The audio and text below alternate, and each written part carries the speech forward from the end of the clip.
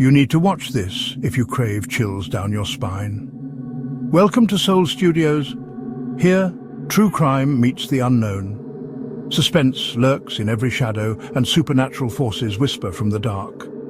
We craft chilling, edge-of-your-seat short stories inspired by the eerie, the unexplained, and the most haunting mysteries. 3 new stories drop every week, each one darker than the last. Are you ready to step inside? Subscribe now before the next story finds you.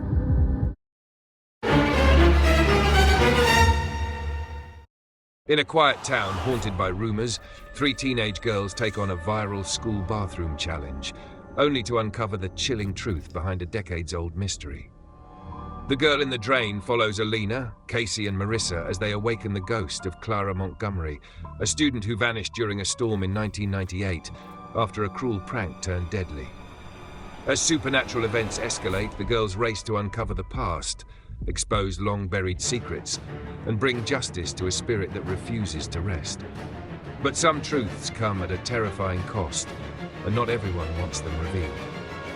If you love ghost stories with heart-pounding suspense, emotional depth, and unforgettable twists, hit that subscribe button and turn on the bell so you never miss the next haunting tale from Soul Studios, where every story leaves a shadow.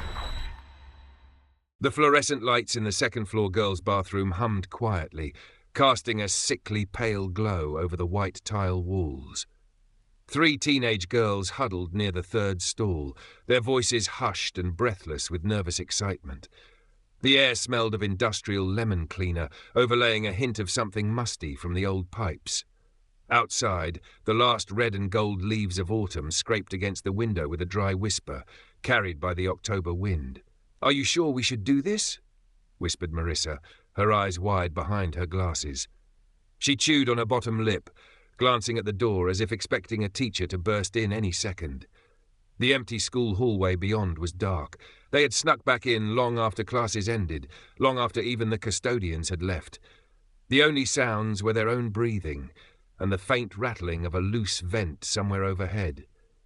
Casey rolled her eyes and held up her phone, already recording. On the screen, the camera view trembled slightly. "Come on, Marissa, don't chicken out now. Everyone's doing it. It's just a stupid video." Her voice was bravado, but a tremor undercut her words. She was trying to act cool for the live stream. The phone's flashlight beam illuminated the grey metal door of the third stall. Standing between them, Alina rubbed her arms. She was the quiet one of the trio. Tonight, she felt a strange chill that had nothing to do with the drafty old building. "If we get caught, we'll get detention for sure," Alina murmured, pushing a strand of dark hair behind her ear. But even as she said it, she positioned herself facing the stall door, drawn in despite her worry. Marissa gave a final nervous giggle. Okay, let's get it over with." She clutched her phone as well, not wanting to admit how clammy her palms were. The challenge was simple, after all, silly even. Knock 3 times on the third stall, then whisper the name. It was just a trending dare on TikTok, something half the school had already tried. Nothing was supposed to actually happen. But the way other kids talked about it, the rumors swirled that if you were alone, if you did it right, you might catch a glimpse of her. The girl in the drain. Clara of the Hollow. Alina cleared her throat, trying to dispel the tightness in her chest. She gently nudged the stall door open. The hinges emitted a creaking whine that echoed off the bathroom tiles. Inside, the stall was unremarkable. A toilet, scratched graffiti on the walls, Ashley's Rob forever, class of 2020, and just faintly a childlike carving of a flower. The sight of that normalcy gave Alina courage. It was just a bathroom stall, like countless others where they'd fixed their makeup or skipped class to gossip. Casey held her phone higher, angling it to capture all 3 girls and the stall behind them. In the camera's harsh light, their faces were a mix of excitement and apprehension. "All right, ladies," she said, forcing a grin. "Time to summon our local spook. On 3. 1, 2. On 3, Casey reached out and knocked sharply on the stall door. Knock, knock, knock. The sound was loud in the silence, each rap bouncing down the empty bathroom and out into the hollow halls. Marissa jumped slightly at the noise, then shot an embarrassed smile at the camera. Alina's heart thudded. This is ridiculous, she thought. It's just an old ghost story. Nothing's going to. Clara of the Hollow, Casey whispered toward the stall, her tone dramatic. She then nodded at the others. Marissa swallowed, then softly repeated, Clara of the Hollow. Her voice cracked on the last word. Finally, it was Alina's turn. The name felt strange on her tongue, as if saying it were forbidden. She leaned a bit closer to the stool and in a breathy voice said, Clara of the Hollow. For a moment, the only sound was the wind scratching the window and the distant creak of that loose vent. The girls held their breaths, eyes fixed on the stall, the mirror, the shadows, anywhere something might appear. The seconds dragged. Nothing happened. Marissa let out a loud exhale, a mix of relief and disappointment. Casey lowered her phone and turned off the flashlight with a shaky laugh. See? Casey said, her voice echoing slightly. All hype. We did it for the views and... At that instant, the faucet at the far end of the bathroom abruptly turned on by itself. Water sputtered out in a gush, splashing into the basin. All three girls yelped and whirled toward the sink. Casey nearly dropped her phone. The faucet handle creaked as it twisted fully open, water gushing as if an invisible hand had given it a hard turn. What the... Marissa gasped. She clutched Alina's arm. The contact was electric. Alina could feel Marissa trembling and realized she was shaking too. Alina stared at the running water. Had pressure in the old pipes just kicked in? Or she forced herself to speak up, though her voice was a whisper. It's just old plumbing. You know this school is ancient. She tried to sound rational, but her words wavered. Casey bit her lip. The live stream comments were flying on her screen. She'd forgotten the camera was still rolling. Curious classmates typed things like, did you see that? And lol, someone's pranking them, followed by a flood of skull emojis. Casey mustered a grin for the camera. Whoa! Freaky! Guess Clara needed to wash her hands, huh? She joked, trying to steady her breathing. She moved toward the sink, gingerly reaching out to turn it off. Suddenly, the lights flickered. The entire bathroom plunged into darkness for a half-second. Then the fluorescence buzzed back to life. Alina's heart lurched into her throat. In that split second of darkness, she thought she saw something by the third stall.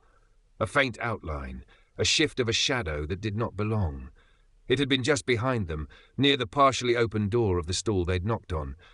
The lights hummed steadily again, revealing only the empty bathroom. The stall door stood slightly ajar, exactly as they'd left it. Nothing there. Nothing, except... Marissa let out a soft, sobbing laugh. Okay, I'm officially freaked. That was enough. Let's go, please. Her voice quavered, on the verge of tears or hysteria or both. Casey had closed the faucet and stepped back, wiping her damp hand on her jeans. The water was off, but a few errant drip, drip, drips echoed. She looked at the camera screen again. All right, that's a wrap, folks. Challenge completed, she said with forced cheer. We're all still alive, see? She pointed the phone at each of their faces in turn. Alina managed a weak smile when the camera turned to her, though her eyes were drawn back over Casey's shoulder to the mirror above the sinks. In the mirror's reflection, the stall door behind them was now fully closed. A surge of panic seized Alina's chest. It had been ajar just seconds ago. She was sure of it. She hadn't heard it close. Slowly, she turned around to look directly, not trusting the mirror. The grey metal door of the third stall was indeed shut tight. Guys. Alina's voice was barely audible. She reached out a trembling hand and touched Marissa's shoulder. Did one of you close the stall door? Casey frowned, lowering her phone. Huh? The stall door was in her shot now, closed. That's weird. I left it open, didn't I? She took a half step toward it. The floor was damp by her feet. A thin rivulet of water from the overrun sink trailed off toward the drain in the floor. Marissa shook her head vehemently. I didn't touch it. I was over here the whole time. Her voice pitched higher, echoing sharply. Alina's mind raced. Maybe a draft pushed it shut, but she hadn't felt any breeze, and those stall doors were heavy. Let's just go, Alina blurted, her voice firm with rising fear. We got the video, it's fine. She didn't care if she sounded scared anymore. Every instinct told her they needed to leave this bathroom right now. Casey didn't argue, she nodded quickly, and the three of them hurried toward the door. Their sneakers squeaked on the tiles, the sound unnaturally loud. Alina cast one last glance back at the bathroom as she flicked the light switch off. In the instant before darkness fell, she saw something that made her blood run cold. A single wet footprint on the tile, just outside the third stall. Too small to be any of theirs. The lights went out. Alina yanked the door open and bolted into the hallway with Marissa and Casey close behind. They slammed the bathroom door shut behind them. The corridor was dark except for the weak red glow of an exit sign at the far end. Panting, Marissa fumbled for her phone flashlight and cast a jittery beam around. "Did you see that?" Alina whispered, barely able to get the words out. "The footprint?" "What footprint?" Casey asked sharply. She was trying and failing to keep her voice steady for the sake of the recording. Her live stream was still going, catching only darkness and their ragged breaths now. "Alina, what did you see?" Alina opened her mouth, but no sound came. In her mind she could still picture it, the print of a bare foot, made of water, pointing toward the door. But how could she explain that? It was so absurd, and yet it chilled her more than anything, more than the faucet or the lights. It was proof, in a way, that they were not alone in that bathroom. Marissa whimpered, "Stop it, both of you. Let's just get out of here, please." She shone the light down the corridor toward the side exit they'd jimmied open to sneak in. The shadows seemed thicker than before. Casey nodded, though the confusion and fear was plain on her face. She turned off the live stream with a quick tap, for once not caring about the comments or the count of viewers. "All right, let's go. We have enough footage." They hurried down the hallway, sneakers scuffing on the aging linoleum. The building around them felt oppressively quiet now, as if holding its breath. Alina felt a prickling on the back of her neck, an urge to glance over her shoulder that she resisted with all her might. She didn't want to see if something might be following. The trio reached the side exit. Casey pushed on the metal bar and the door creaked open to the outside. A gust of cold night air swept in, carrying the scent of dry leaves and wood smoke from some distant fireplace. One by one they slipped out into the night. Marissa carefully let the door shut behind them, hoping the echo wouldn't attract any late-night passers-by or the town deputy who sometimes patrolled near the school. Outside, under the pale glow of a street lamp, they finally stopped to catch their breaths. The high school loomed behind them, a squat brick building with darkened windows. Beyond the football field, cornfields stretched into the darkness. The wind whispered through the dried stalks, a sound like soft sighing. Casey broke the silence, her voice shaky but trying for levity. "Well, that was something, huh?"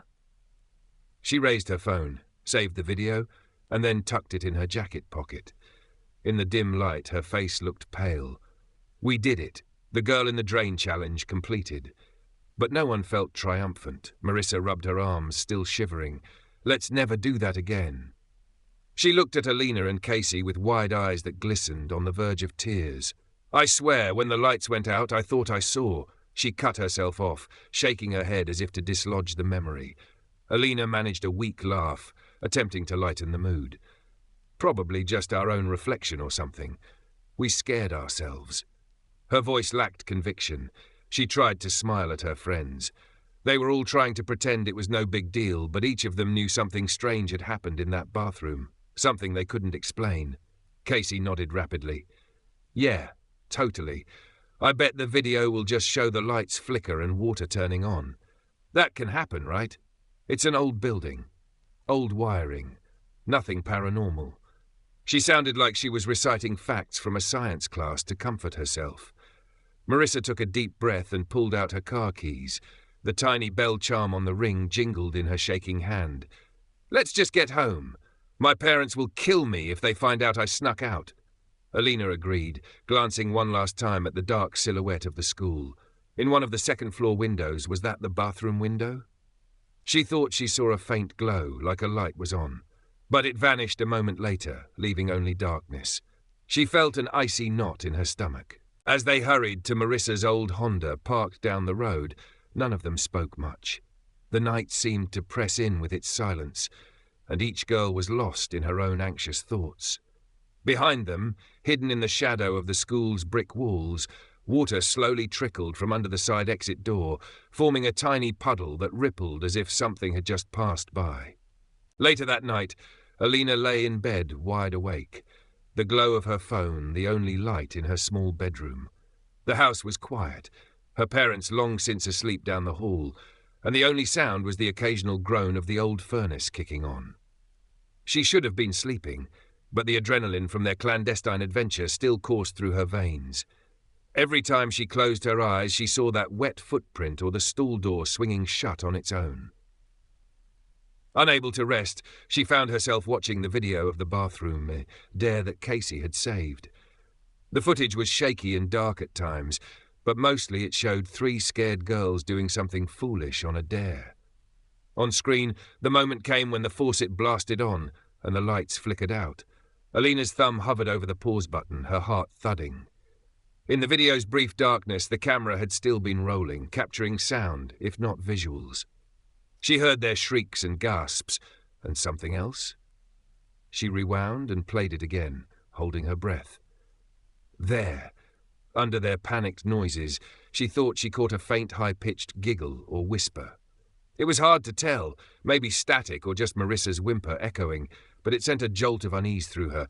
Then, the frame-by-frame playback of when the lights blinked off, there was a single frame illuminated by the phone's flashlight before Casey spun around. Alina squinted at that frozen image. In the mirror above the sinks, just over her own shoulder, she could make out a pale shape. It might have been a trick of the light, some glare or smudge on the mirror. But it looked like a face, a girl's face, eyes dark and mouth open as if silently screaming. Alina's hand shook, and she nearly dropped the phone on her face. She scrambled to lock the screen, her pulse racing. Nope. Nope. She squeezed her eyes shut and pulled her blanket up to her chin, as if that could protect her from the fear crawling beneath her skin. She didn't know what she had seen on that video. Maybe nothing. Maybe her mind playing tricks. She promised herself she'd show Casey and Marissa tomorrow and see if they saw it too. Misery loves company, she thought wryly, though there was little comfort in the idea that the 3 of them might have truly witnessed something supernatural. Eventually, sheer exhaustion dragged her into a fitful sleep. The next morning, grey light filtered through the thin curtains of Alina's window. She woke to her alarm's insistent beeping and rubbed her eyes, feeling far from rested. The images from the night before clung to her mind like cobwebs. She got dressed slowly, pulling on her faded jeans and a hoodie. Downstairs, the smell of coffee and toast told her that her mother was up. In the kitchen, her mom was sipping from a mug, already dressed for work in her nurse's scrubs. "Morning, honey," she said warmly, but one look at Alina's face made her brow furrow. "You look tired. Everything okay? You weren't up all night on your phone, were you?" Alina managed a faint smile and poured herself some orange juice. "I slept all right," she fibbed. She wasn't about to explain the real reason for her restless night. No way would her mom let her out again if she knew what they'd been up to. And explaining would require believing it herself, which she wasn't ready to do. Her mother sighed, giving her a knowing look. "Well, try to take it easy. I heard some kids at the hospital talking about a viral challenge. Something spooky. I hope you're staying out of trouble." She said it lightly, but with a hint of concern. In a small town like theirs, news travelled fast. Alina felt a flush creep up her neck. "Oh, that! Yeah, some silly ghost thing at school. I'm not interested in that stuff." It wasn't exactly a lie. She hadn't been interested until last night. She focused on quickly making a slice of toast, avoiding her mom's eyes. Good. Those internet stunts can be dangerous, you know. Her mom reached over and squeezed her shoulder. "I know Halloween's around the corner and all that, but be smart. This town already has enough real ghosts." She chuckled softly, unaware of how her words made Alina stiffen slightly. Real ghosts? Was her mom just being figurative? Perhaps she meant memories or scandals. Alina wondered if her mom knew anything about the so-called ghost, but from her mom's easy smile, it seemed just a casual comment. They finished breakfast with small talk about the day ahead. Alina's dad had already left for his job at the feed store outside of town, and her mom headed out soon after, leaving Alina to walk the few blocks to school. The morning air was crisp, her breath puffing tiny clouds as she went. The town of Hollow Creek, as it was fittingly called, was awake and bustling in its own quiet way. Cars warming up in driveways, the smell of someone's wood stove burning, the distant bark of a dog echoing over harvested fields. The high school sat at the edge of town near a stretch of woods that ran alongside a narrow creek. Normally it looked ordinary, even boring, with its squat 1960s architecture and a marquee out front that currently read, "Happy Halloween Dance, Octa 30th. But as Alina approached it this morning, she felt a flutter of unease. Last night's events had altered her perception. The building held secrets now, shadows that she could not unsee. Students milled around the front entrance, bundled in jackets, gossiping or yawning sleepily. Alina spotted Casey by the flagpole, identifiable by her bright purple beanie. She and Marissa were standing close, talking in low voices. When Marissa saw Alina, she lifted a hand in greeting, her face drawn. "Hey," Alina said as she joined them. Her eyes flicked between her friends. "You guys all right?" She noticed Marissa clutched a thermos as if for comfort, and Casey's usual energetic demeanor was subdued. Casey forced a grin. "Yeah, I'm good. Just tired." She hesitated, then pulled out her phone. I watched our video again this morning. Ended up editing and posting a shorter version on my TikTok. Cut out the part where we freak out at the end." She bit her lip. Maybe that was stupid. People are definitely going to try it now that they saw we did. Marissa groaned softly, burying her face in her scarf. "I don't even want to think about it. Last night, I hardly slept." Her eyes darted to the school entrance. "I keep expecting to see something, like she's followed us or something." Alina's stomach flipped. She'd felt the same in the dark of her bedroom. Same. I felt like I was being watched. She lowered her voice. "I looked at the video too. Thought I saw." She glanced around to make sure there were no eavesdroppers, then continued, "A face. In the mirror when the lights went out." Marissa's eyes widened in alarm. Casey frowned deeply. "What? Are you sure?" Casey asked, pulling her phone out again as if she might scrutinize it right here. "I don't know if I'm sure of anything," Alina replied. "It was like one frame. Could have been nothing. I'll show you later." She paused. "Did you guys hear anything, like a voice, when we were in there?" Both Casey and Marissa shook their heads slowly. "Not that I remember, besides us screaming and freaking out," Casey said. Marissa looked uneasy. "Why? Did you?" Alina just shrugged, not wanting to sound any more paranoid than they already felt. "Probably just interference. Forget I said anything." Before they could discuss further, the warning bell rang, and a surge of students pressed toward the doors. The trio joined the crowd. Inside, the hallways of Hollow Creek High buzzed with the usual morning commotion. Lockers clanging, friends shouting greetings, teachers trying to herd everyone to class. But something was different today. Alina could sense the charged atmosphere. Clusters of students whispered conspiratorially, some glancing at their phones or at the trio as they passed. A group of freshman girls hurried by, one of them giggling, "I told you it's real! They saw her!" To which another replied, "No, they just faked it for views." Alina's cheeks warmed, realizing they had become the center of the latest gossip. She caught a snippet of two junior boys walking behind them. "Yo, did you see that girl's TikTok from last night? They actually did the Girl in the Drain challenge in our school," one said. His friend snorted, "Total BS, man. They probably had someone messing with the lights." Casey straightened her back as she heard that, turning her head slightly. Alina could tell the comment irked her. Casey prided herself on her pranks and would hate being accused of a cheap trick. But today Casey didn't engage or snap back. She just kept walking, eyes forward. The fear that had gripped them in that bathroom still lingered, tempering any desire for bravado. As they got to their lockers, a familiar voice piped up behind them. "Well, if it isn't the ghost hunters," drawled Ethan Ward, a tall senior known for his sarcastic streak. He leaned against the locker neighboring Alina's with a lazy grin. "Heard you girls had a fun night summoning spooks for the gram." His tone was teasing, but not entirely unfriendly. Ethan was more of an annoying class clown than a bully. Casey opened her locker with a clang and gave him a thin smile. "Jealous you missed it? We could always go back tonight and bring you along. See how brave you are when the lights go out." Ethan chuckled, holding up his hands. "Nah, I'm good. I'm not about to dance for TikTok views or pee my pants over some made-up ghost story, but hey, props for commitment. That video's blowing up, by the way." He wiggled his phone. On the screen, Alina glimpsed her own face, frozen mid-scream. Her stomach sank. Casey must have uploaded the part where they panicked after all, or maybe someone screen-recorded the live stream. The internet never misses a chance. Marissa groaned softly, clearly mortified to be recognizable. "Oh no, Casey? How many saw?" Casey sighed, shooting Ethan a glare before turning to Marissa. "I posted a clip of the knocks and the faucet turning on, but not us screaming. Looks like someone else shared the stream recording anyway. It's at like 5,000 views and climbing this morning. Mostly local, I think." She hesitated, then added quietly, "And there are comments, people saying they want to try it at our school or in their own school bathrooms." Alina felt a cold twist of anxiety. This was spiraling beyond their control. It had felt like a personal, terrifying experience last night. Now it was becoming a viral spectacle.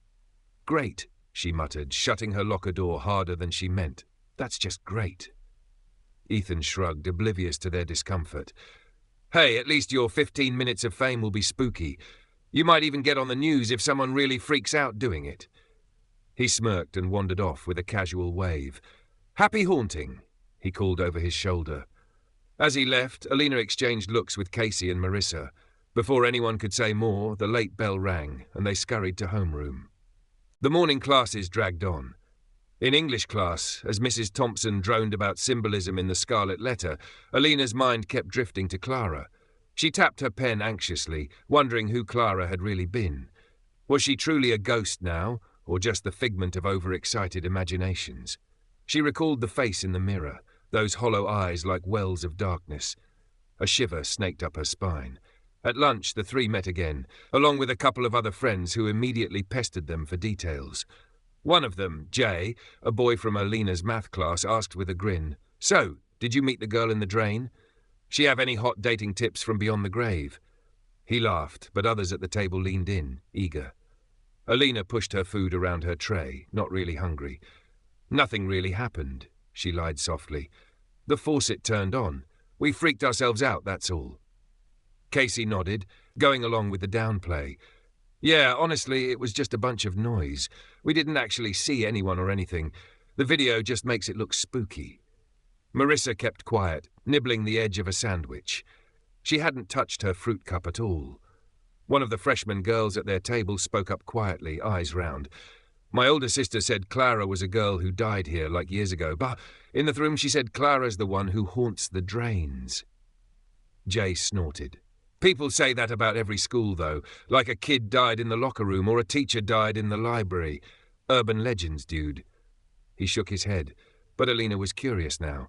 She looked at the younger girl. "Your sister, does she know anything else? Who was Clara?" The girl shrugged, a little embarrassed to have the group's attention. "I dunno the whole story. My sis just said be careful if you do the challenge because Clara of the Hollow might actually answer. And if she does, she can drag you into the drain with her." Her voice dropped dramatically on the last part. Marissa squeaked, dropping her sandwich. Casey rolled her eyes, but Alina could see the goosebumps on her arms. "Drag us into the drain? Like, physically?" One of their friends echoed with a disbelieving laugh. "Yeah, or drive you insane or something." The freshman girl blushed. It's probably just dumb, but she swore some teacher told her Clara was real. Alina filed that away. A teacher? She wondered which teacher had been telling ghost stories. Maybe someone who'd been around long enough to know town lore. Hollow Creek was a place with more history than population. There were always whispers of old tragedies, buried scandals. After lunch, as they dumped their trays, Alina murmured to Casey and Marissa, "We need to find out about Clara. For real. This legend is not going away. And if people keep doing the challenge," she lowered her voice, recalling the watery footprint and the face, "someone might get hurt. Or worse." Marissa looked at her feet, voice tiny. "What can we do? It's not like we can just ask a ghost to stop haunting everyone. Please and thank you." Casey chewed her lip thoughtfully.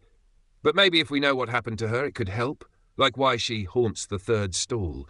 If there's even a shred of truth to it, usually those old stories have some real event behind them, right?" Alina nodded. "Exactly." She remembered a quote from somewhere. "Ghosts are secrets that refuse to stay buried." Clara was a secret. She was sure of it. An old wound in this town that had never healed, and now it was bleeding into their lives. "We'll go to the library after school," Alina decided. "They have old yearbooks and newspapers. If Clara was a student who died, there has to be some record of it. even if people don't talk about it openly. Casey gave a firm nod. The spark was back in her eyes. Maybe it was partly the thrill of uncovering something, or maybe a desire to regain a sense of control. Marissa swallowed, clearly less enthused about digging deeper into this nightmare. But she managed a weak, "I'll come too. I don't want to, but I will. I just want to know what happened." "Same," Alina agreed softly. She glanced down the hall towards the bathrooms by the cafeteria. A few girls were coming out, laughing casually. Everything seemed normal. But Alina couldn't shake the image of that footprint and the feeling that something had watched them last night. Clara was more than an internet scare. She was real, whatever real meant for a ghost.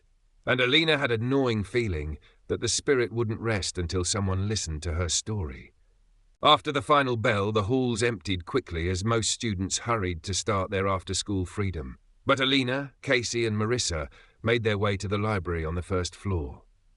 The library at Hollow Creek High was a modest room with aging carpet and shelves of worn books, dimly lit by tall windows that let in the late afternoon sun. Dust motes floated in the beams of light. At a computer station, the librarian, Mrs. Dunlap, peered at her screen through half-moon glasses. Mrs. Dunlap looked up as the trio entered. She was in her mid-50s, with greying hair pulled back in a bun. She offered a polite smile. "Hello, girls. Need help finding something?" she asked in a gentle voice. Alina stepped forward, glancing at her friends. Yes, actually. We're looking for old newspapers or yearbooks. From the 90s, maybe around 1998 or 1999. She tried to sound casual, but her heart was beating fast. Mrs. Dunlap raised an eyebrow and stood. "That's specific. Working on a history project?" Casey piped up smoothly. "Something like that. Local history. We wanted to see what was going on in town back then." It wasn't exactly a lie, though the librarian likely suspected this was more about teenage curiosity than academics. Still, she nodded and led them to a wall of bound newspapers and a filing cabinet labelled Archives. The late 90s. Let's see. Mrs. Dunlap flipped through some files and pulled out a drawer. "We have the Hollow Creek Gazette on microfilm up to 2005, but also some clippings in scrapbooks the library kept." She plucked out a large scrapbook binder labelled 1990-1999. "Any topic in particular?" "That was before my time here as librarian, though I was living in town then." Alina swallowed. "Do you remember anything about a girl? Named Clara? Clara something?" She watched the librarian closely. Sure enough, Mrs. Dunlap's face flickered with recognition and a touch of discomfort. "Clara? Yes, I do recall. That was a sad time. Why are you interested in Clara?" Marissa shifted nervously, and Casey gave Alina a subtle nod, as if to say, "Go ahead." Alina took a breath. "We heard some stories. A lot of kids have been doing this challenge where something to do with her ghost. We want to know what really happened, so people don't get carried away with rumors." Mrs. Dunlap pursed her lips, then gestured to a table. "This isn't just morbid curiosity, is it? Clara's story is not exactly a fun Halloween tale. Her family still lives on the outskirts of town, you know?" Her tone was kindly, but cautionary. "It's not just for fun, I promise," Alina said earnestly. Last night some weird stuff happened when we tried that challenge, and if Clara's spirit is really around, maybe it's because no one ever found out the truth."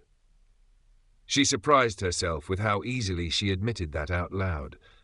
The librarian studied them, seeing genuine worry in their faces. Finally, she sighed and opened the scrapbook on the table. "I was just out of college when it happened," she said softly, flipping pages that smelled of old paper and glue. "I remember the search parties, the posters. We all wanted to find her. Here we go." She pointed to a yellowed newspaper clipping glued to a page. The headline read, "Local student missing after storm. Foul play not suspected." Beneath it was a yearbook photo of a girl with long, light brown hair and a shy smile. Clara. Alina leaned in, heart pounding. Clara looked about 16, with gentle eyes and a slightly gap-toothed smile. Seeing her face made the ghost suddenly more real, more human. Not just a boogeyman from a challenge, but a person who had lived. Marissa whispered, "She's so young," sounding surprised that the ghost was a normal girl once. Casey read the article aloud under her breath. Clara Montgomery, a junior at Hollow Creek High, was reported missing on May 17, 1998. after a sudden flash flood in town. Witnesses say she was last seen near Hollow Creek High's campus around dusk. The storm caused severe flooding of Hollow Creek and nearby drainage systems. Search efforts are ongoing. Casey's voice trailed off as she skimmed further. They called off the search after 2 weeks, presumed she got swept into the creek or an old drain and got carried off to the river. Alina felt a heaviness in her chest. They never found her body, she said quietly. It wasn't a question. The article made that clear. Mrs. Dunlap shook her head. No, it was a horrible tragedy. One of many that year. 1998 was the year of the big flood in spring. But Clara was the only person who vanished like that. Everyone was stunned that a girl could just disappear in the middle of town. She pointed to another small clipping, a follow-up piece titled Memorial Service Held for Missing Teen. A few quotes from teachers and friends described Clara as quiet, artistic, and kind. Were there any rumours? Casey asked gently, glancing up. Like, about what she was doing at school that evening, or if anyone else was with her. Mrs. Dunlap pressed her lips together. She closed the scrapbook and lowered her voice. There were always whispers. Some kids at the time said she had stayed late for a club, others said she got into a fight with friends. I remember hearing something about a prank gone wrong, but nothing was ever proven. Officially, it was just a terrible accident.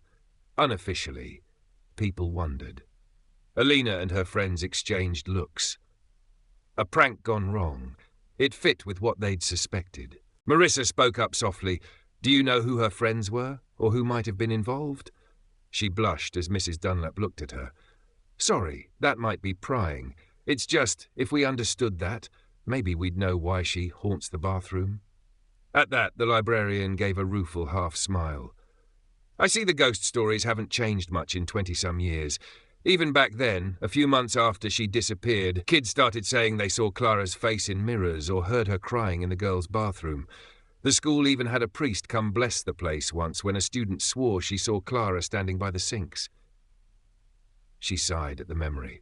Alina felt a chill, imagining that generation of students spooked by the same legend.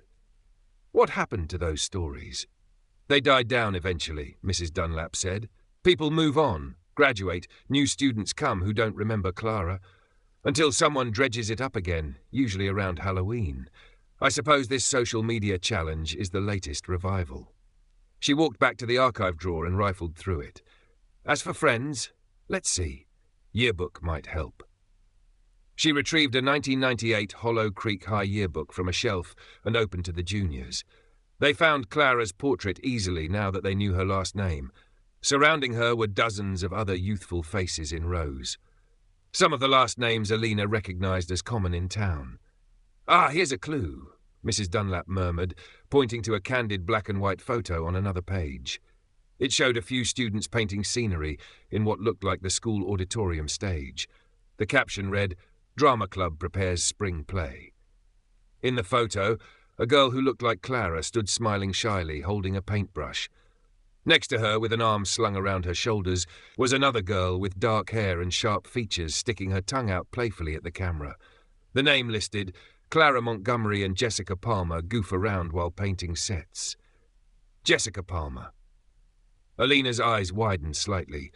Palmer was the last name of their current principal, Mr. Palmer, and he had a daughter named Jessica, who would be about that age now if she were still in town.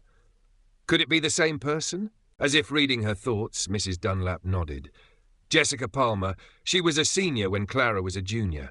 If I recall, she was a bit of a wild one. Principal Palmer's younger sister, actually. So not his daughter, his sister. That meant Principal Tom Palmer had a sibling who was likely in her 40s now. If she was involved in a prank, would he know? Did he help keep it quiet? Alina's mind spun with possibilities. Casey tapped another face in the photo. A boy holding a hammer in the background, labelled as Sam Ellis. Is that like Sheriff Ellis? She whispered. Mrs. Dunlap's expression turned sad. Yes, Sam Ellis. He's now the county sheriff. Back then he was just a kid helping build sets. It's a small town, girls. Many of the students from that time are still around, living their lives. I'd advise caution if you go poking around asking questions. People might not appreciate old wounds being reopened. There it was again. That suggestion that something painful or shameful was buried in Clara's story. The librarian's eyes were kind, but her words held a warning. Alina squared her shoulders. "We understand. We'll be careful. Thank you, Mrs. Dunlap, for showing us this." She gently closed the yearbook. Can we maybe copy this article?" Mrs. Dunlap nodded. "Of course." She helped them use the copier to make a print of the newspaper clipping about Clara's disappearance. As the copy machine whirred, Marissa broke the silence, her voice tentative. "Do you think Clara really haunts the school? I mean, you personally, do you believe it?" Mrs. Dunlap took a moment before answering. "I believe that places can hold memories of things, especially tragic things. And sometimes those memories echo. Whether that's a ghost in the way people think of, who can say?" She handed Marissa the copied sheet, her eyes softening. "If Clara's spirit is around, I'd hope she finds peace. She was a sweet girl by all accounts. She didn't deserve what happened to her." That simple statement hung in the air. None of them asked further what the librarian thought had happened to Clara, but Alina suspected Mrs. Dunlap had her own ideas. They thanked her again and left the library, stepping out into the hall that was now mostly empty and quiet. The sun was dipping low, casting long shadows through the west-facing windows. After the stuffy warmth of the library, the hallway felt cool. Casey carefully folded the photocopy and tucked it into her backpack. "Well, we got confirmation she was real and vanished here," she said. "And that Jessica and Sam, who are Principal's sister and current sheriff, were with her the day of. That can't be a coincidence, right?" Alina nodded, her mind racing. "Drama club. Maybe they had rehearsal or set painting that evening. Jessica Palmer was older, so possibly in charge or something. If a prank happened, maybe it was after that." Marissa looked down the hall towards the auditorium. It was dark inside, the doors closed. "Should we look there? If they were painting sets, perhaps Clara left something?" Alina considered it, but she felt a tug elsewhere. Her gaze drifted to the door of the girls' bathroom not far away, the same bathroom where they'd done the ritual. It looked innocuous now, the door propped open, lights off. "I kind of want to check the bathroom again," she admitted. "In daylight, see if anything's different, or if we can find any clues in that third stall." Casey grimaced but nodded. "All right. Strength in numbers." The three walked together, their footsteps echoing. The corridor was eerily quiet now after the bustle of the day. When they reached the bathroom, Marissa hesitated, then pulled out her phone flashlight. The overhead lights were off, as motion sensors had timed out. They stepped in, and the sensors flickered on the fluorescence with a faint buzz. Everything looked normal. Clean, as the janitors had mopped up in the morning. There was no sign of last night's disturbance. No water on the floor. No mysterious footprint. The mirrors were streak-free, reflecting only 3 slightly nervous girls. Alina moved to the third stall, feeling her heart quicken. She pushed the door open. It swung easily. Inside, taped to the back of the door, was a wrinkled sticker of a grinning cartoon ghost. A remnant of some past Halloween decoration, maybe. She hadn't noticed it last night in the dark. It was almost silly and out of place. Beneath it, more graffiti, including something new that caught her eye. In black marker, someone had written recently, "Clara lives in the hollow of our hearts." Next to it was a crude drawing of a sad face with X's for eyes. Casey saw it too. "Well, that's not creepy at all," she muttered. "Kids have been busy fueling the story, I guess." Marissa shivered. "Can we leave? It's getting late." Indeed, the daylight outside was fading fast, the golden hue turning grey. The quiet of the school after hours was unsettling. Alina reached out and gently touched the cold metal wall of the stall, thinking of Clara standing in this very spot decades ago. If she had been afraid, if she had cried out for help. Who heard her? Who left her? A swell of sorrow rose in Alina's chest, unexpectedly strong. "I'm sorry, Clara," she whispered under her breath, barely audible. At that moment, a loud bang shattered the silence. The bathroom door had swung shut on its own. All 3 girls jumped. Marissa stifled a scream. They spun around, and Casey immediately rushed to push it back open, her breath quick. "Just the wind or the air pressure, right?" Casey said, voice shaky. But the air had been still. And Alina noticed that same loose vent overhead was rattling again. A faint clatter-clatter, like footsteps scurrying behind the walls. None of them wanted to linger any longer. They left the bathroom quickly. As they stepped back into the hall and headed for the main entrance, a sudden noise stopped them in their tracks. From somewhere down the corridor, a locker door slammed. Then another, bang, bang, seemingly moving towards them. The sound echoed, each metallic slam making them flinch. It was as if someone, or something, invisible was walking down the hall, kicking lockers shut as it passed.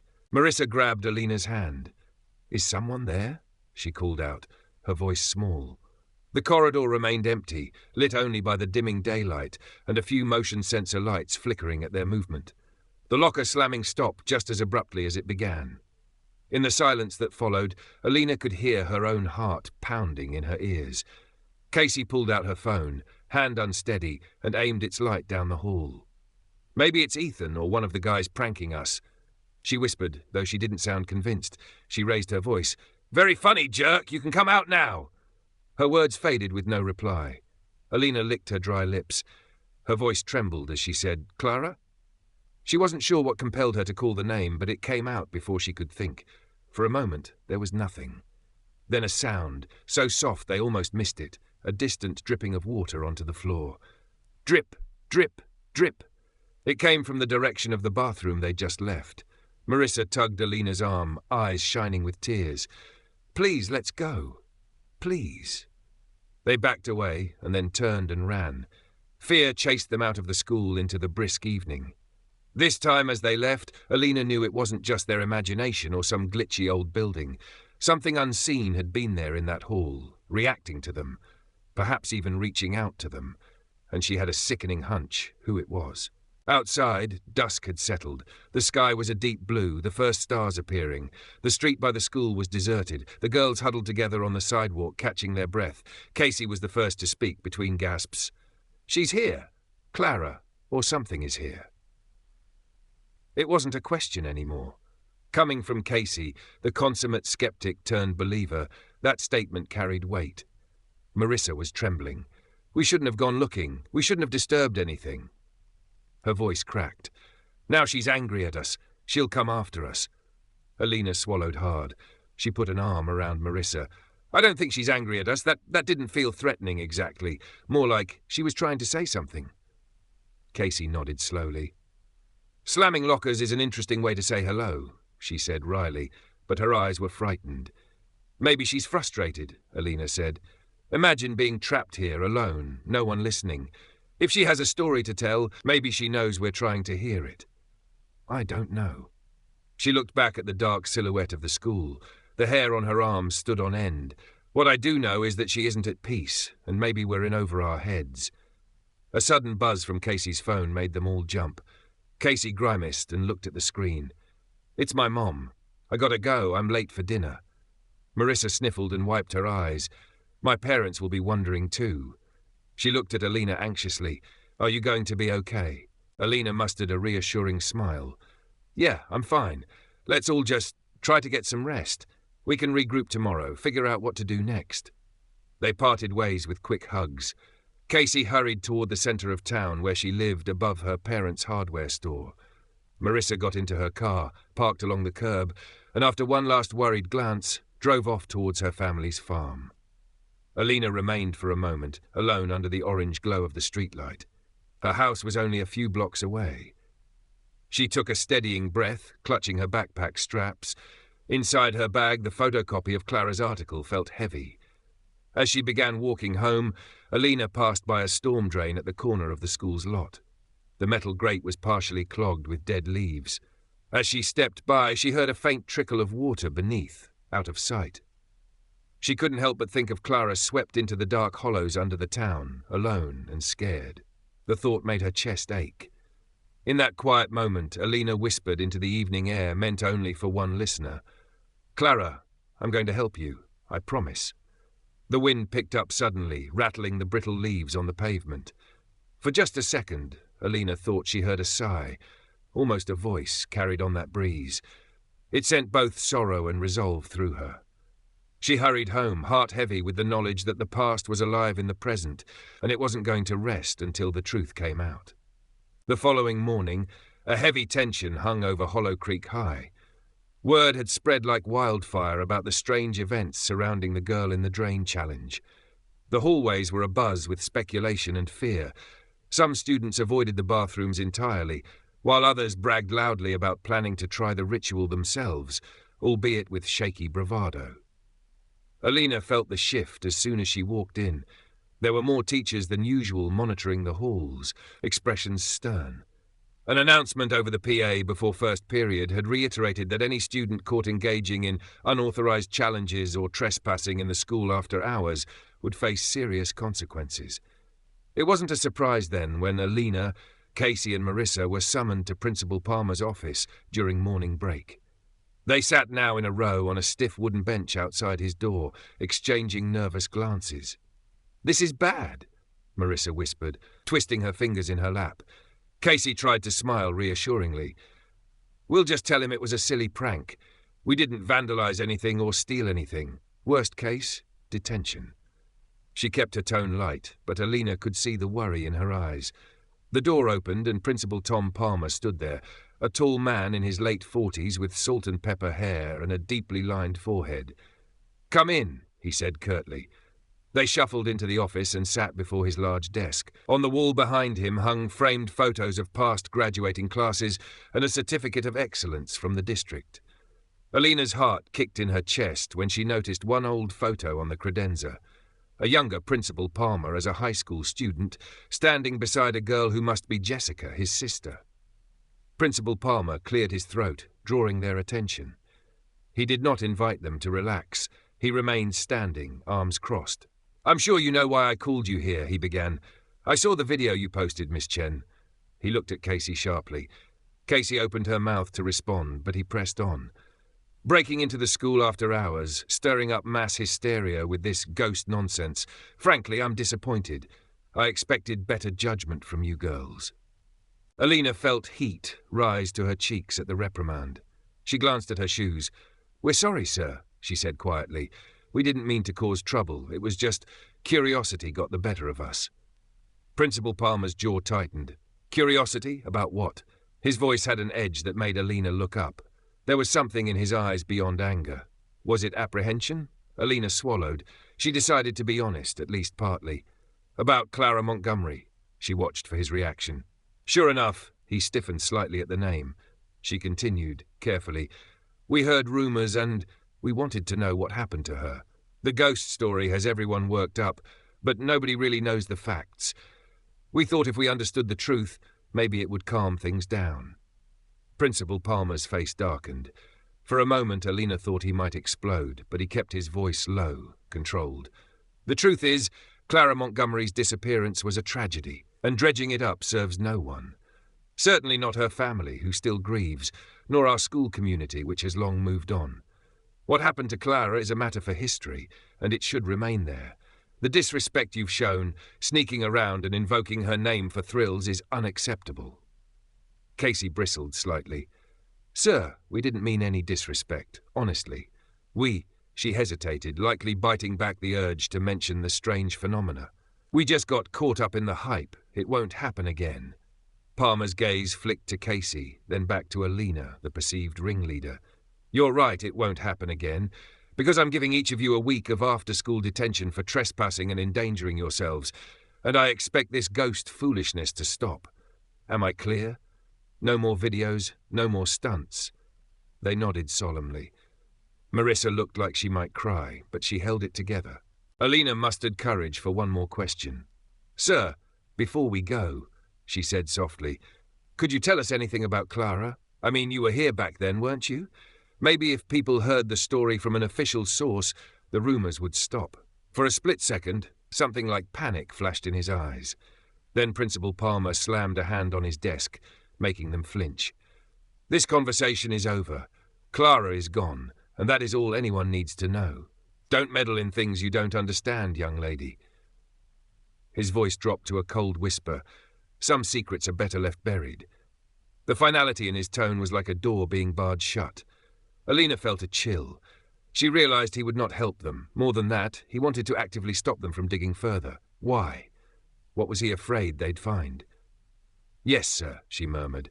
Principal Palmer inhaled deeply, regaining his composed facade. "Report to room 101 after school for detention. Now get to class."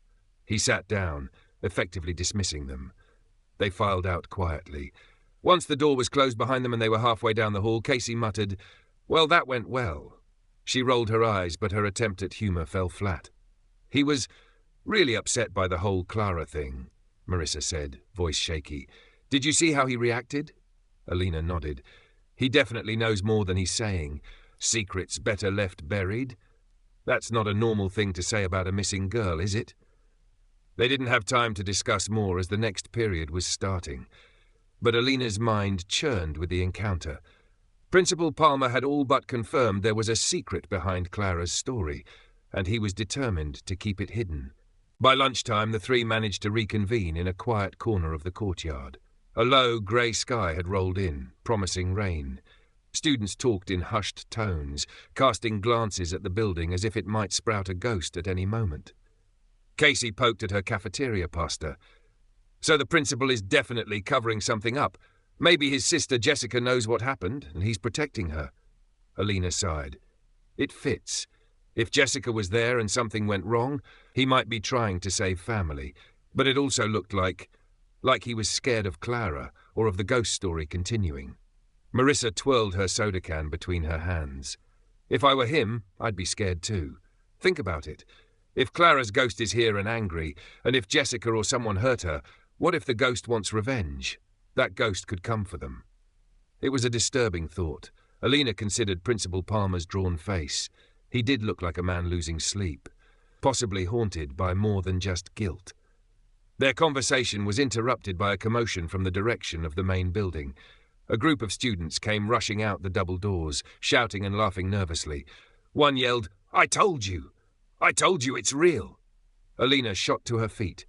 What now? They hurried toward the doors. A crowd had gathered just inside by the hallway that led to the bathrooms. Pushing through, they found a cluster of mostly freshman and sophomore girls. And in their midst, sitting on the floor with a shocked expression, was the freshman girl who had mentioned her sister's story at lunch yesterday. Her name was Lila. She was drenched from head to toe as if someone had dumped a bucket of water on her. Her hair stuck to her face, and her mascara had run in dark streaks down her cheeks. She was shaking uncontrollably while her friends hovered over her, both concerned and freaked out. A teacher, Mr. Hinckley, was already there trying to disperse the crowd. "Everyone, clear out! Give her space!" What happened? One of Lila's friends stammered, We were just trying that Clara thing in the bathroom. The lights went off and Lila started screaming, and then the sink water exploded all over her." Another added, eyes wide, She said she saw something in the mirror. A girl behind her in the mirror." Whispers spread through the surrounding students like wildfire. Mr. Hinckley looked unconvinced and annoyed, but before he could scold them, Lila let out a sob, curling into herself on the floor. "She grabbed me," she wailed. "She tried to pull me toward the mirror. Her hands were so cold." She thrust her arms out and Alina could see red marks on Lila's wrists, like the imprint of slender fingers. A collective gasp came from the crowd. Alina felt her blood run cold. This was an escalation. Clara, it had to be Clara, had physically interacted with someone. Mr. Hinckley, clearly out of his depth, signalled a couple of older girls. "Take her to the nurse now. The rest of you, back to your lunch or classes, go on." He turned to Lila's group sternly. "No more of these silly games, you hear me? Enough." But his voice faltered as the lights above flickered ominously, making a few people squeal. He hurried the girls away, leaving the onlookers murmuring in dread. Casey exhaled slowly.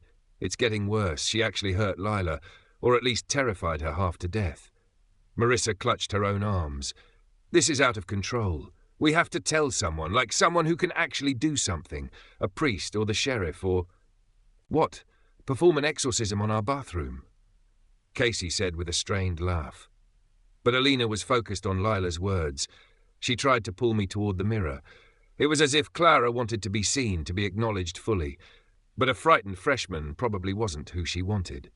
Clara had appeared when the ritual was done, just like with them, but this time she tried to take it further. "She wants to tell her story," Alina murmured. "She's desperate. That poor girl was just the messenger in a way." "Messenger who nearly got drowned," Casey pointed out grimly. The rest of the school day was chaotic. Rumours flew that Clara's ghost had attacked a student, that the bathrooms were cursed. Many refused to go anywhere alone. Teachers looked rattled as they tried to keep order, and by last period an announcement was made that all after-school activities were cancelled for the day. Parents were calling in, concerned. Despite the craziness, Alina, Casey and Marissa still had to serve their detention. At 3:30 they reported to room 101 as instructed. It was an old math classroom that now served as storage, so they were alone with a teacher's aide supervising them from the hallway. Their task was simply to reshelve some outdated textbooks that had been piled on a table. As they worked, voices drifted in from the corridor.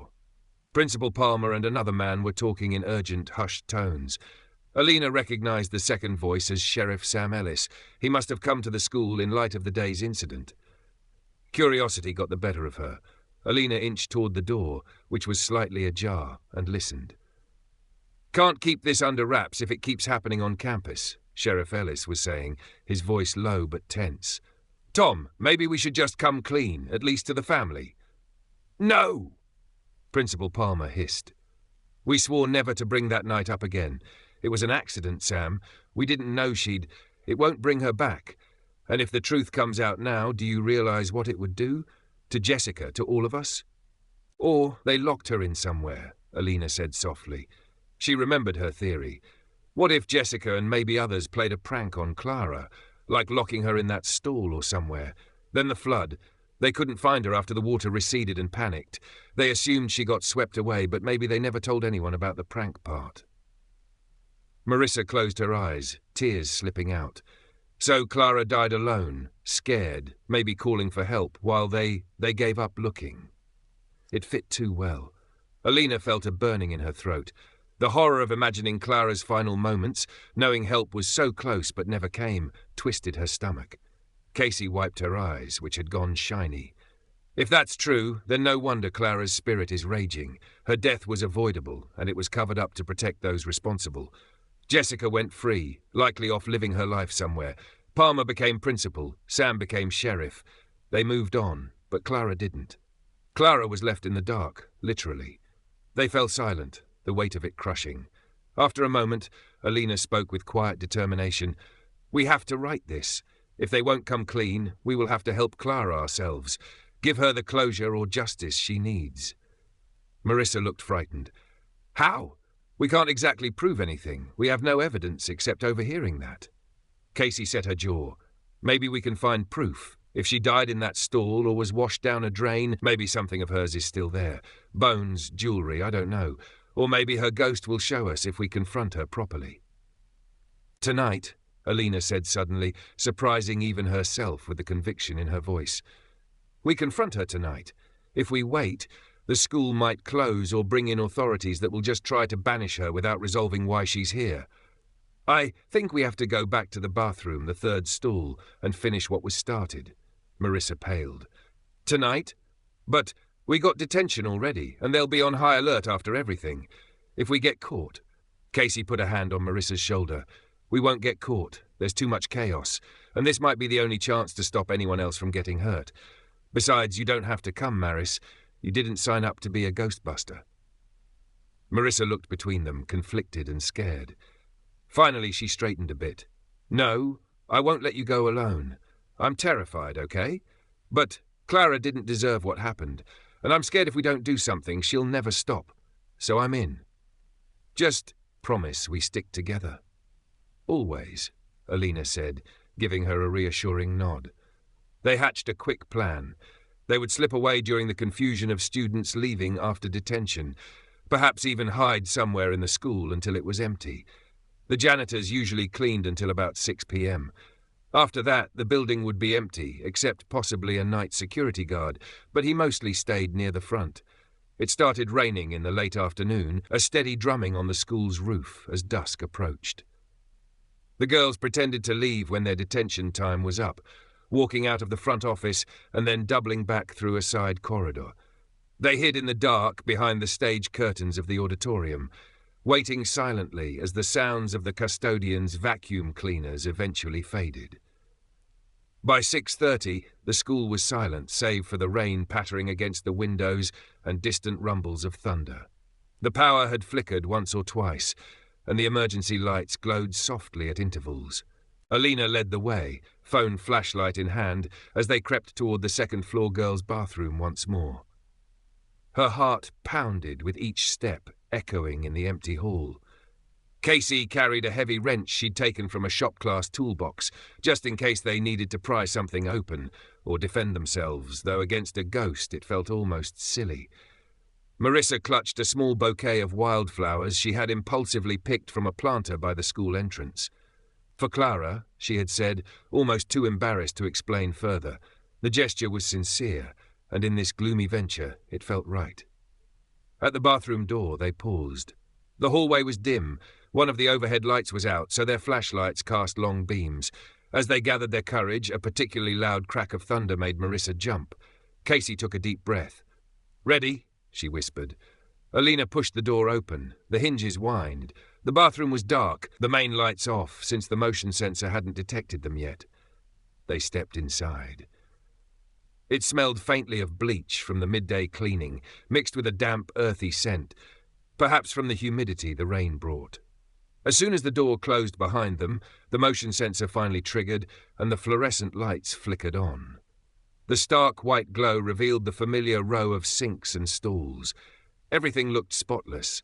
Even the graffiti in the third stall had been scrubbed away by some diligent custodian after the earlier incident. The three of them faced the third stall. The door was slightly ajar, inviting and ominous. Alina's mouth felt dry. "Clara?" she called softly. "We're here. We know what happened to you. We want to help." Only the drip of a leaky faucet answered, a rhythmic plink into a sink. Casey nudged the stall door fully open. Inside, the toilet gleamed, lit up. The stall was empty. She knocked gently 3 times on the stall wall, a solemn echo of last night's bravado. Knock, knock. Suddenly, all the faucets on the sinks turned on full blast. Water spurted and splashed, gurgling down the drains. The sound was deafening in the tiled room. The girls jumped back from the sinks, but Clara's image remained in the mirror, untouched by the torrent. The overhead lights flickered back on for a moment with a crackle, and now water was overflowing the sinks, spilling onto the floor, slithering in streams towards the drain in the center of the bathroom floor. The very drain they had seen that footprint last night. Clara's reflection raised an arm and pointed toward the stall. The door of the third stall slammed shut with a loud clang, then slowly creaked open again, as if beckoning them. Alina's legs felt like lead, but she forced herself to move, stepping through the puddling water toward the stall. The others stayed close behind. The inside of the stall was changing. The floor was wet, water seeping up from the drain pipe of the toilet, rising as if backing up. And there, swirling up with the water, was something dark and small.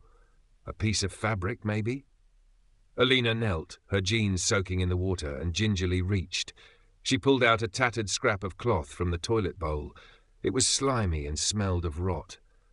For a moment she thought it was just some gross plumbing backup, but then she saw an embroidered letter on it, barely legible, a faded C.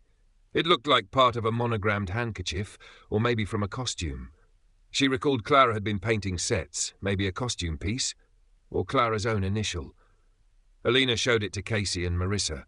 Casey's eyes widened. "That could have been Clara's," she whispered. Before they could react further, a sudden force slammed into Alina's shoulder, an invisible shove that sent her sprawling backward. She fell on the wet floor with a splash, dropping the cloth. Marissa cried out and Casey swung the wrench wildly, though nothing was visible. The bathroom door banged shut on its own, and the lights died again. Now only lightning from the storm outside gave sporadic illumination, flashing through the high window and reflecting off the floods of water that were now ankle-deep. The water was rising unnaturally fast, far more than the sinks could account for, as if it were welling up from beneath them. Marissa rushed to Alina, helping her up. The water soaked their shoes and legs. In the mirror's flash-lit gloom, Clara's figure was still there, but now she was closer, her face almost against the glass. Her features were becoming clearer, the eyes dark and sunken, skin pale with a bluish tint, lips parted showing teeth that were too sharp, like a silent snarl. She looked furious and in pain all at once. Casey shouted over the roar of water, "Clara, we know Jessica locked you in. We know they left you." Her voice echoed, and for a moment the water gushing seemed to hesitate as if hearing her words. Alina coughed, regaining her footing, and added, "It wasn't right. They were wrong, Clara. You didn't deserve to be left alone." She held up the scrap of cloth. "We believe you. We're going to let everyone know the truth, I swear it." Marissa, crying now, sobbed out, "You're not forgotten, Clara." The ghost in the mirror let out a piercing shriek, sound finally accompanying the image.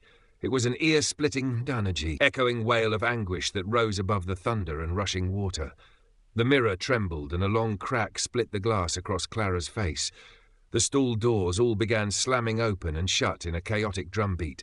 The girls huddled together, terrified but resolute. "We will tell your story," Alina cried out. "We will make them confess." At that, the shrieking stopped abruptly. The stall doors crashed to a standstill, some hanging crooked on their hinges. The only sound was water lapping around their calves. Clara's reflection was now standing not in the mirror, but in front of it, as if she had stepped out into the bathroom itself. They could see her fully now, flickering with each lightning flash. A dripping figure in a mud-stained white dress, her hair matted, eyes wide and reflecting a dull light. Clara's head turned slowly toward them, her neck bent at an unnatural angle. When she spoke, her voice gurgled like water in a drain, each word wet and strained. "They left me." Alina nodded, tears mixing with the rainwater on her face. "We know. We won't let them hide it anymore." Her voice was gentle but firm. Clara took a step forward across the water, not walking but gliding. Marissa squeaked and clutched Casey.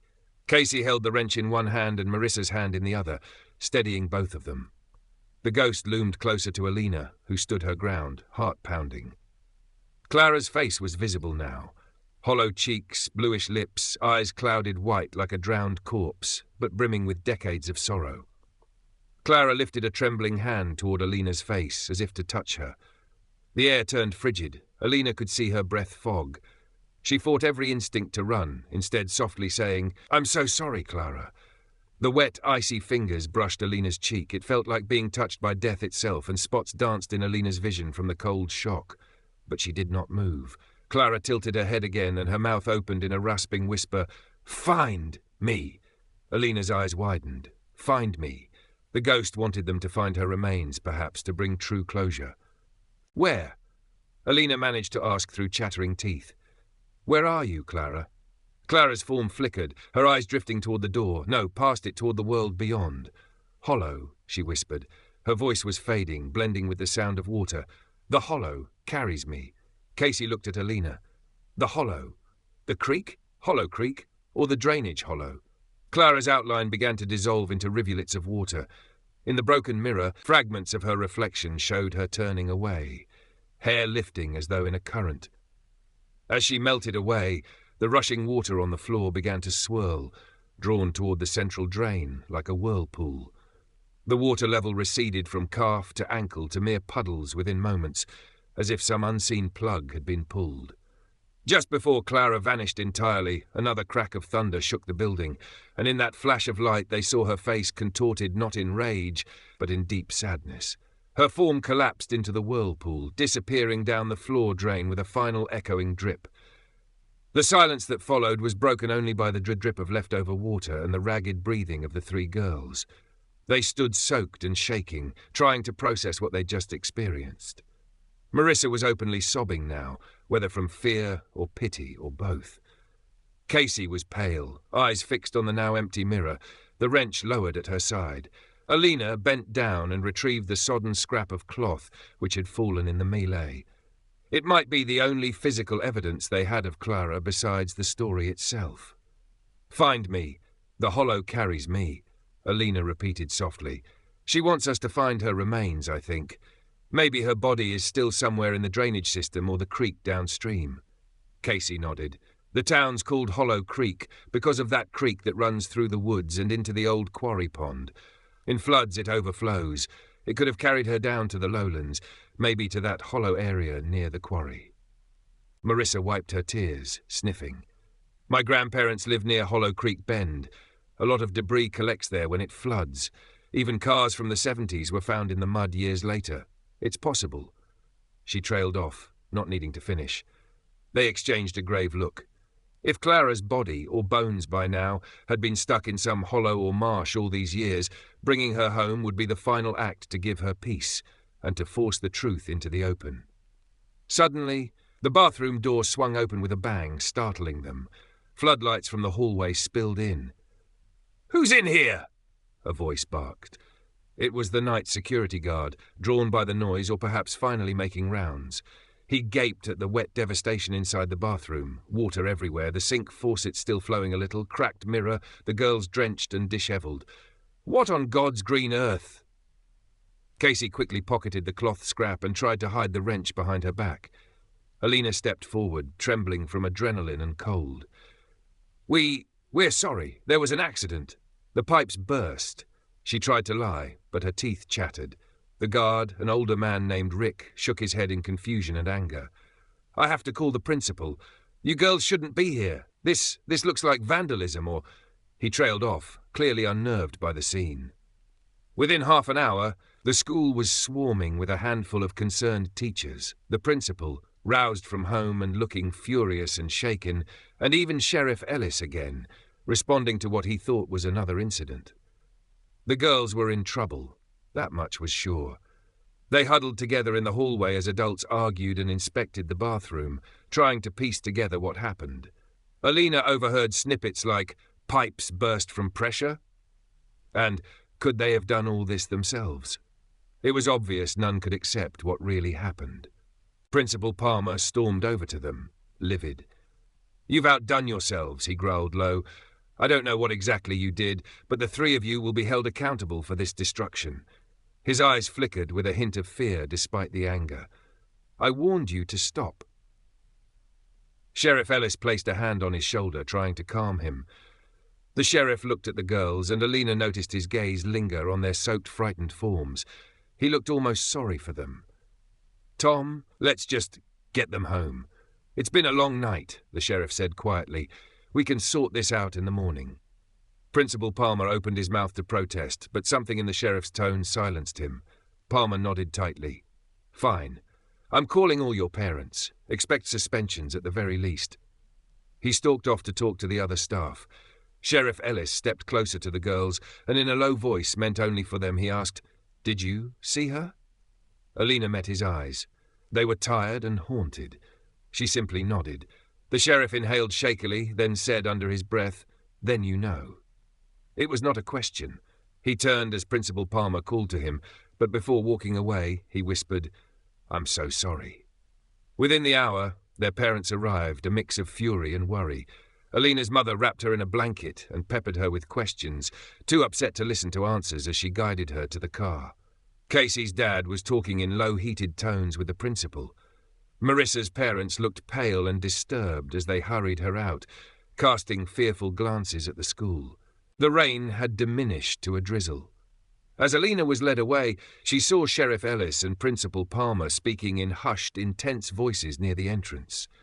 The principal was shaking his head vehemently, while the sheriff stared out into the darkness, a hand over his mouth as if in prayer or despair. Alina knew then that events had reached a tipping point. Clara's story was poised on the edge of exposure, and nothing would ever be the same in their small town after it came out. In the car, as her mother scolded and fretted, Alina leaned her forehead against the cool glass of the window. The school receded behind them. In the faint reflection, she almost imagined a girl standing on the front steps watching them leave, a girl with sad eyes and a hollow smile.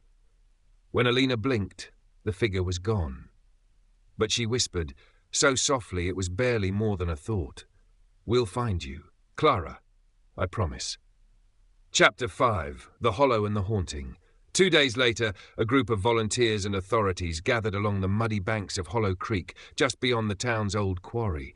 Word had quietly spread that the decades-old mystery of Clara Montgomery might finally have a resolution. The storm had churned the earth, and in its aftermath, Sheriff Ellis, acting on what he carefully described as a new tip, had organized a search in the low-lying hollow where floodwaters often deposited debris.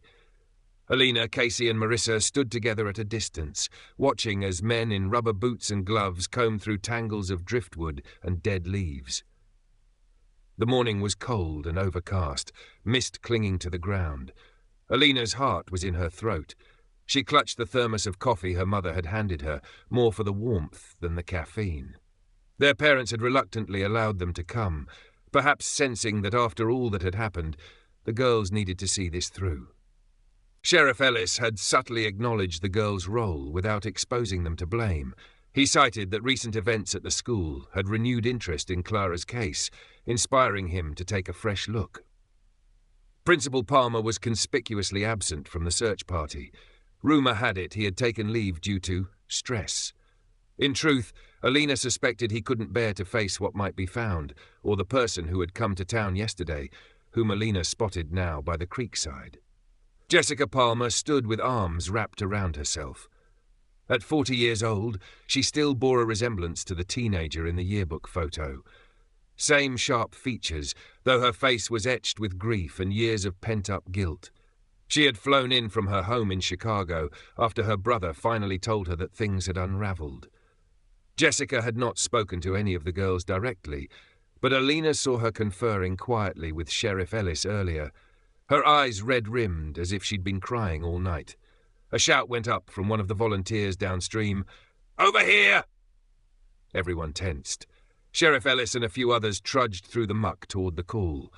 Jessica took a step but faltered, covering her mouth with her hand. She seemed afraid to go closer. Casey grabbed Alina's hand.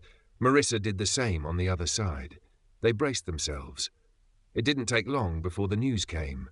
Partially buried in sediment near a large storm drain outlet, searchers found human remains, old bones tangled in remnants of cloth that might have been a dress once.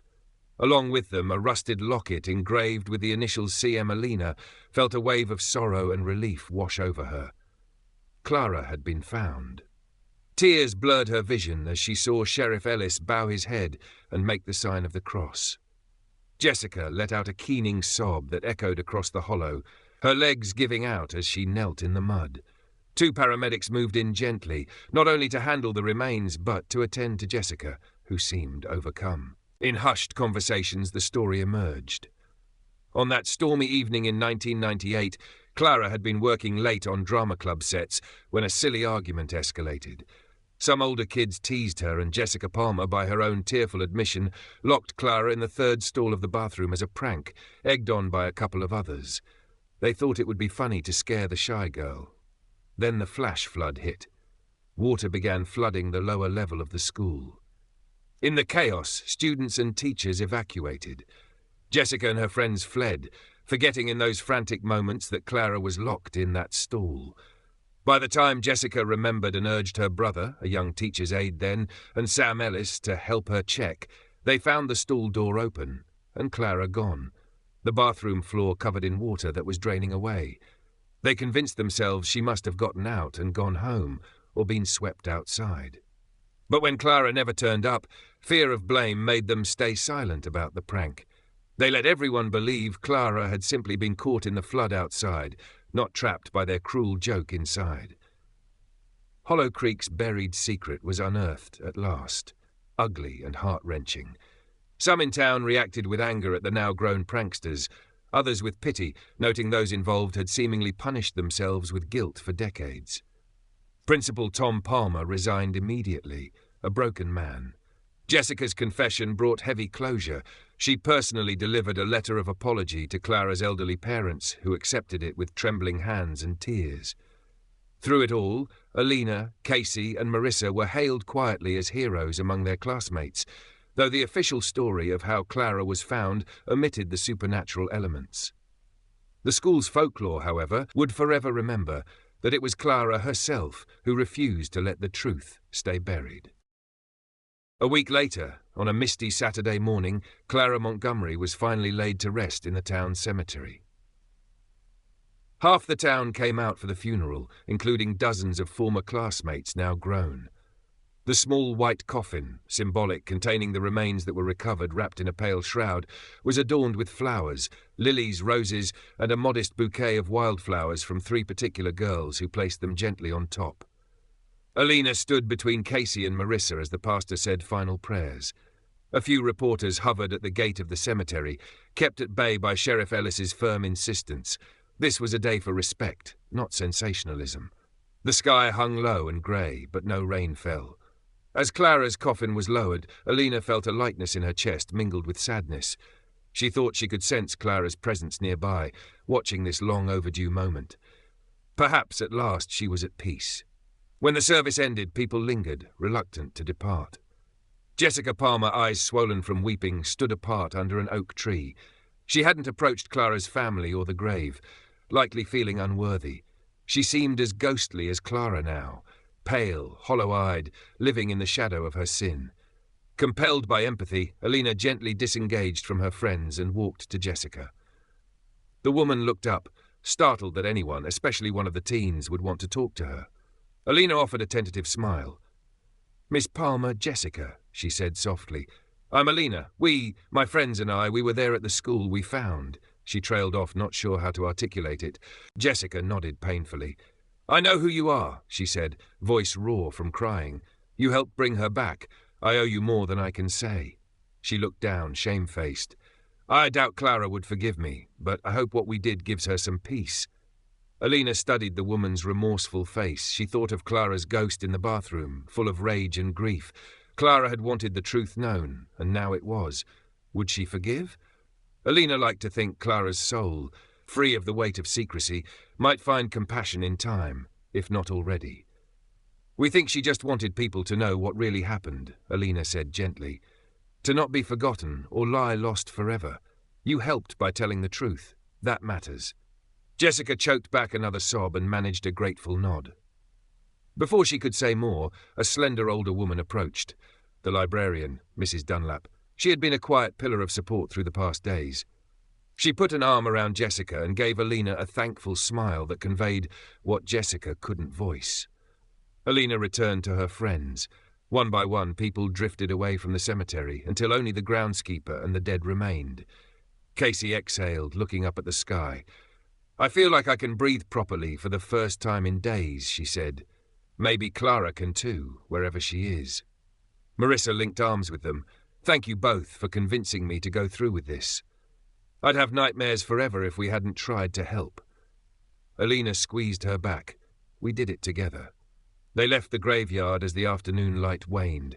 The town felt different now, still the same quiet hollow creek, but with one less secret whispering in its fields and halls. That night, Alina found herself unable to sleep. Perhaps it was the emotional weight of the funeral, or maybe an inexplicable anticipation that she couldn't name. She tossed and turned until just past midnight, then gave up. Wrapping a blanket around her shoulders, she went downstairs and out onto the porch of her house to get some cool air. The town was silent, save for the distant croak of frogs by the creek and the rustle of a breeze through drying autumn leaves. Alina sat on the porch swing, gazing toward the direction of the school, its dark silhouette just visible against the moonlit horizon. "Clara," she whispered, not really expecting an answer. Maybe just a quiet prayer to the wind. "I hope you're okay now." The porch was still, the night peaceful. Alina closed her eyes, breathing in the crisp air.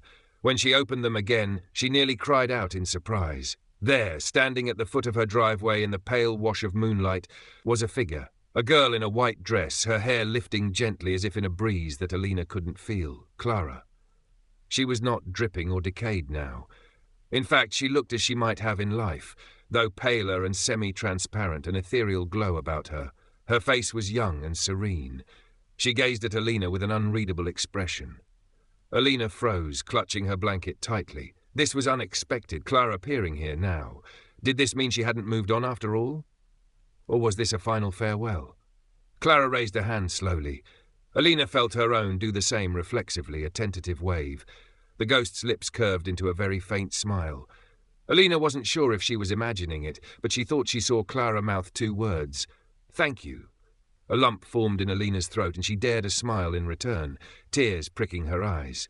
Clara looked toward the school in the distance, then back at Alina. Her form shimmered, growing fainter against the dark.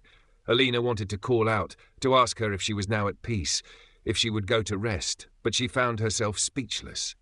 The ghostly girl took a few steps backward, each one making her outline dimmer.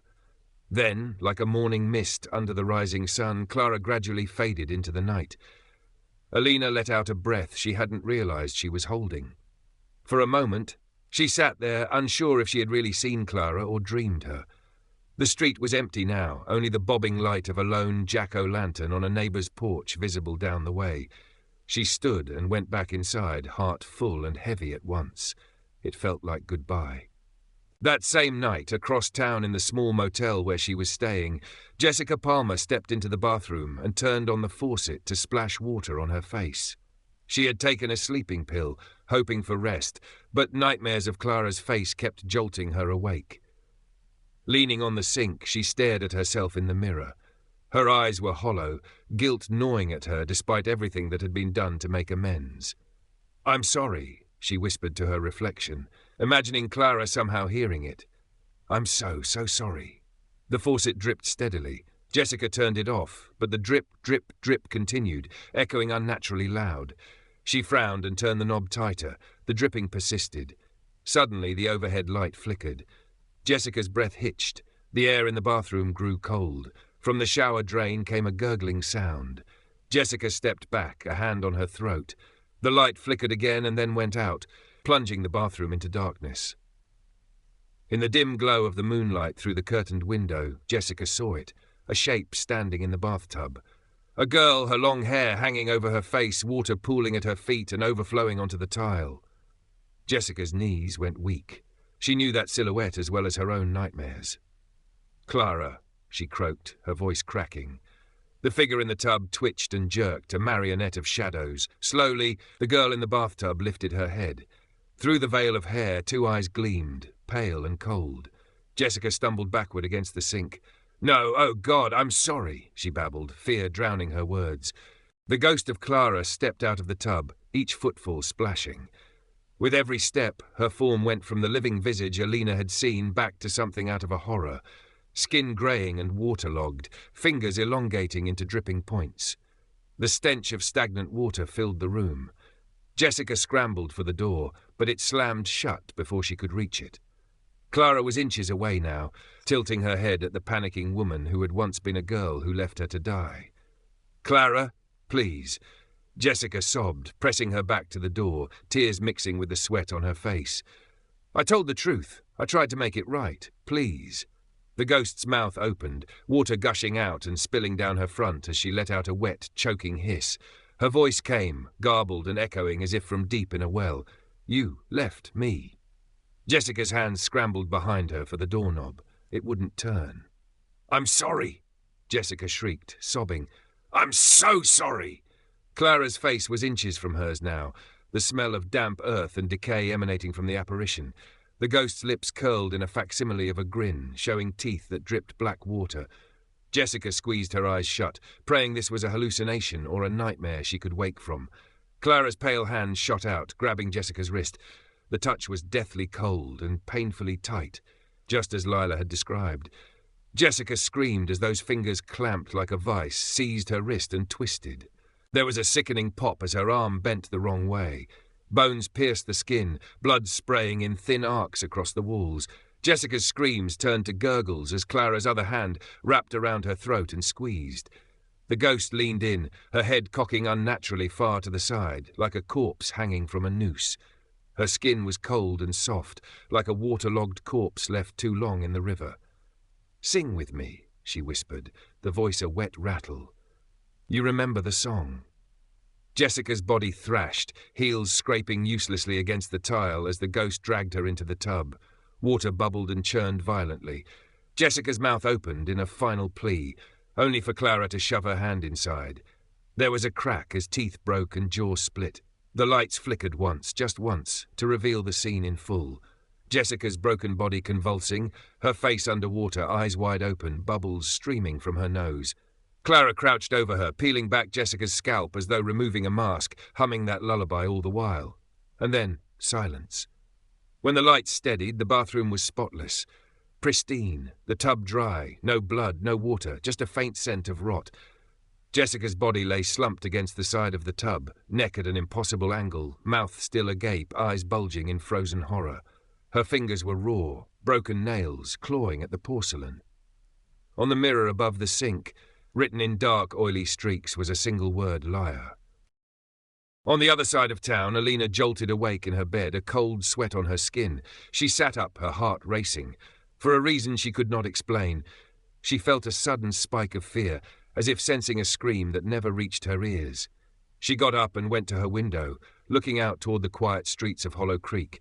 Nothing moved. The night was still, the town asleep. As she turned back, her eyes caught her bedroom mirror. There, faintly, she thought she saw a flicker of movement, water running down glass. Alina blinked and stepped closer, but the mirror reflected only her wide-eyed face and the dark room behind her. Just a trick of her tired mind, she told herself. She reached out and touched the mirror's surface. It was cool, solid, normal. Still, as Alina climbed back into bed, she could not shake the feeling that somewhere not far away, Clara's story was not quite finished. That a shadow lingered in the hollow places of the town, in the drains and mirrors that connect to dark, secret spaces.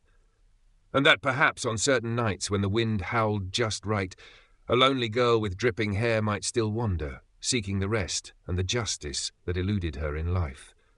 In the silence, a distant drip, drip, drip echoed as the town of Hollow Creek slept uneasily, and the legend of the girl in the drain lived on. Thank you for listening to The Girl in the Drain, a story of voices long silenced, and a truth that refused to stay hidden. What began as a dare became a reckoning, and one girl's ghost finally found her voice. Some hauntings aren't about vengeance, they're about being heard. Every story has an end, but here, the mysteries never stop. Thank you for watching and being a part of this journey into the unknown. Your support keeps these stories alive, and there's plenty more waiting for you. We drop 3 new stories every week, so if you crave suspense, the unexplained, and the downright chilling, make sure you're subscribed and ready for what's next. Until then, keep your lights on, your doors locked, and remember, some stories stay with you long after they're told.